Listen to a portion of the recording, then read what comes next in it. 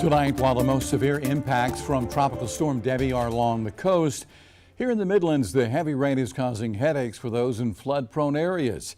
Our Chris English takes a closer look at the dangers. As the rain from Debby continues to fall, state officials are emphasizing that it will be the water, not the wind, that causes the most damage across the state, including localized flooding. When it gets into the rivers in North Carolina and up in the headwaters of the rivers in our state, it all comes our way, so it takes time. So a lot of this flooding will happen likely after that date.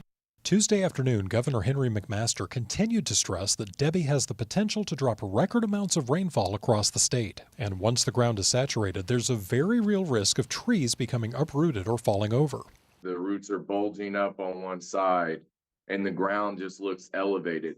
But some of the roots will detach, and then you get a big gust of wind and it'll push it right over. Zachary and Erica Dusang own the New Life Tree Company. They say an unexpected tree fall can be deadly. Literally, the tree has cut the house completely in half. I'm craning out a 2,000-pound piece of wood, and right next to it is where all the kids play. If you suspect a tree may be weakened by ground saturation, the Dusangs say the best advice is to call a professional arborist. If they can't get an arborist out, I would recommend not being in the area where they think the house is going to fall, or reaching out to anybody if they can get out of there, because it can quickly turn into a deadly situation.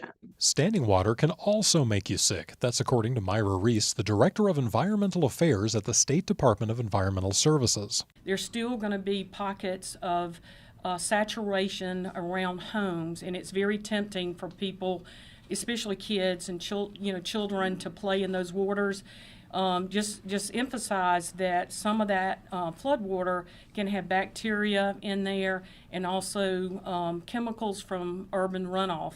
And again, officials stress the most important thing to have when severe weather breaks out is a plan.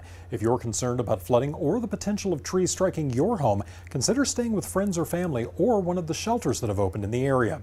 In studio, Chris English, News 19 WLTX. All right, Chris, thank you. And state leaders say that even after all this rain subsides, it could take several days or longer before the water levels begin to return to normal.